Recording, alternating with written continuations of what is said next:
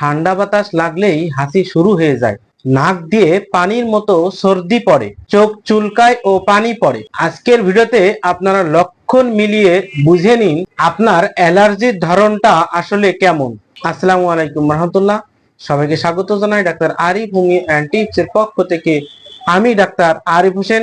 Allergy বা বারবার হাসি সর্দির সমস্যা এখন খুবই কমন, কিন্তু সবার লক্ষণ একরকম নয়। তাই আজ 4টি ভিন্ন ধরনের লক্ষণ তার সাথে মিলিয়ে হোমিওপ্যাথিক সমাধান নিয়ে কথা বলবো। তাহলে চলুন শুরু করা যাক। তার আগে আজকে আমার এই ভিডিওটি যারা নতুন দেখছেন তাদের উদ্দেশ্যে বলবো, আমি এখানে বিভিন্ন ধরনের রোগের সমস্যায় হোমিওপ্যাথিক চিকিৎসা এবং স্বাস্থ্য টিপস নিয়ে আলোচনা করে থাকি।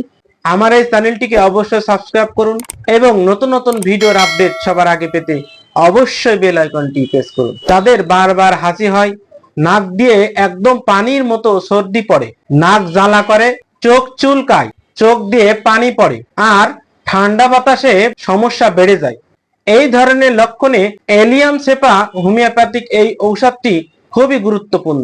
এলিয়াম সেপা 30 শক্তি 2-1 ফোঁটা করে সামান্য পানি সহ 2-3 বার খালি পেটে 5 থেকে 7 দিন খেতে হবে, তাহলে অ্যালার্জির সমস্যা নিরাময় হবে। এবার আসি আর্সেনিকের কথা। যাদের নাক বন্ধ হয়ে যায়, সর্দির সাথে জ্বালা পোড়াও ভাব থাকে, ঠান্ডা লাগার পূর্বে লক্ষণ দেখা যায়, হাতে অস্থিরতা থাকে, গরম পরিবেশে আরাম পায়, এই লক্ষণে আর্সেনিক অ্যালবা 30 শক্তি 2-1 ফোঁটা করে সামান্য পানি সহ 2 থেকে 3 বার 5 থেকে 7 দিন খালি পেটে খেতে হবে।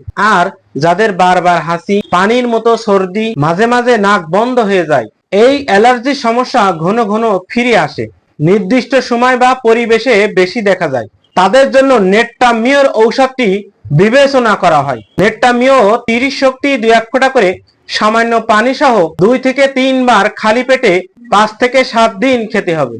যাদের একটানা কয়েকবার হাসি হয়, একাধারে হাসি লেগেই থাকে, নাক আর গলার ভিতর চুলকানি অনুভূত হয়, তাতে গলাতে খুশখুশ ভাব থাকে আর ধুলাবালু ও ফুলের গন্ধে সমস্যা বাড়ে, তাদের জন্য সেবাডিলা নামক ঔষধটি বিবেচনা করা হয়। সেবাডিলাও 30 শক্তি 2-1 ফোঁটা করে সামান্য পানি সহ 2-3 বার করে খালি পেটে 7 দিন খেতে হবে। আপনার লক্ষণ কোন ঔষধের লক্ষণের সাথে মিলেছে কমেন্টে জানান। তবে সঠিক ডোজ ও সঠিক নির্বাচনের জন্য একজন অভিজ্ঞ ডাক্তারের পরামর্শ অবশ্যই নিতে হবে। ভিডিওটি ভালো লাগে লাইক দিন, বন্ধুদেরকে এই ভিডিওটি শেয়ার করুন এবং আমার এই চ্যানেলটি অবশ্যই সাবস্ক্রাইব করুন। পরবর্তী ভিডিও দেখার আমন্ত্রণ জানিয়ে আজকের মতো এখানেই শেষ করছি। সবাই ভালো থাকুন, হোমিওপ্যাথিক চিকিৎসা নিন, সুস্থ থাকুন।